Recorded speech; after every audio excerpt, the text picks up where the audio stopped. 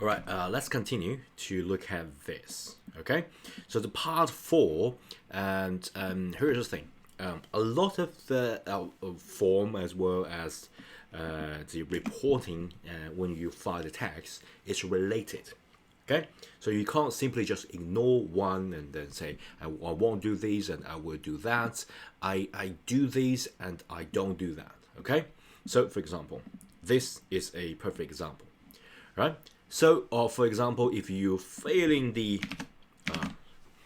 part three and you check is a related party a say foreign person, okay? So if you check this, you have to fill it here, okay?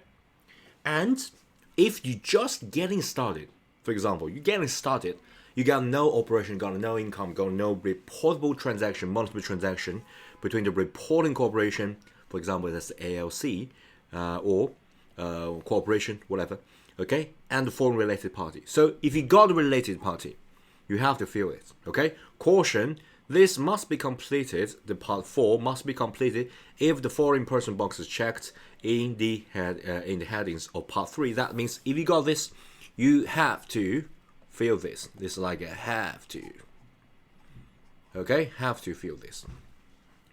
And if estimated was used, check here. So there is a certain range of estimation. You can't be less than certain percentage. I believe it's 75%, as well as you can't get more than I think 125 or something like that. So basically, a certain range. Okay.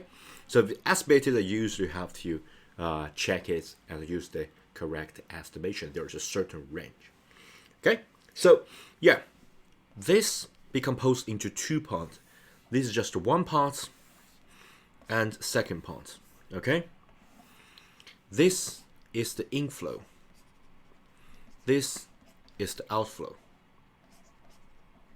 Okay? Inflow as well as outflow. If we look at this, sale of stock of trade, right? For example, you sell of stock in trade. You know what? You fill that number here.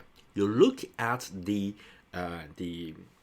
financial data, or as well as the bank statements of that company, and you find a specific classification of the transaction filled in here. Okay, so for example, you got like 100% single member holding this. Okay, and then for example, there's a sale of stock in trade. You got it here, all this inflow. Okay, sale of the tangible property other than stock in trade. So basically, this is like stock and tangible properties other than stock. Okay, and of course, platform contribution, transaction payment received, cost sharing transaction payment received, rent and all that. Okay, so all this, you just find this specific classification of that transaction and fill that information, and you have the adding up to find this 22 total here. Okay, and some of the tricky parts is that for example, like interest received. Okay, so if you as a related party, right, and the company got like a debt, and the debt will have interest, and if you pay the interest for as a related party, right, for your corporation, you just feel this interest here.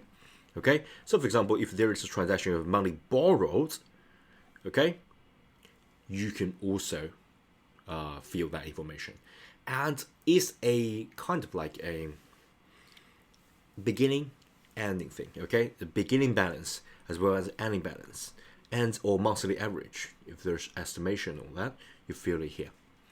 Okay, for example, beginning it does not have any amount borrowed, and they got balanced, say will be like 600,000, something like that. Then you fill the information here. Okay, then just to classify that, this is not like accounting lessons, but you have to fill the correct information based on the classification in the accounting. So that's the whole inflow, and of course, if you do that while you do the outflow, okay. So for example, if you say like this is a corporation here, this is a related party, right? You buy the purchase stock in trade or purchase intangible asset. So as long as there's transaction between these two, whether it's inflow, right, or whether it's an outflow to the related party, you have to feel that. Like stock, tangible properties, it's nearly identical. Look at that, cost sharing and transaction payments, all that, just a different direction. Direction is different. Okay, the classification is almost identical. Okay, and then of course you calculate total.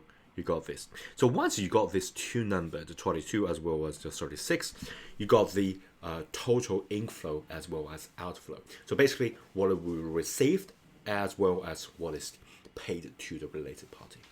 Okay, so you know that. So it's got like just the IRS get a generalized view of what's the inflow and outflow between these two related party, because this is like sensitive transaction. Okay, because this related party, if it's like a foreign person, that's a lot, right? It's foreign person, illegal related party transaction, like two very high sensitive things going on. So we have to know this. That's the reason why the penalty of this is really, really high.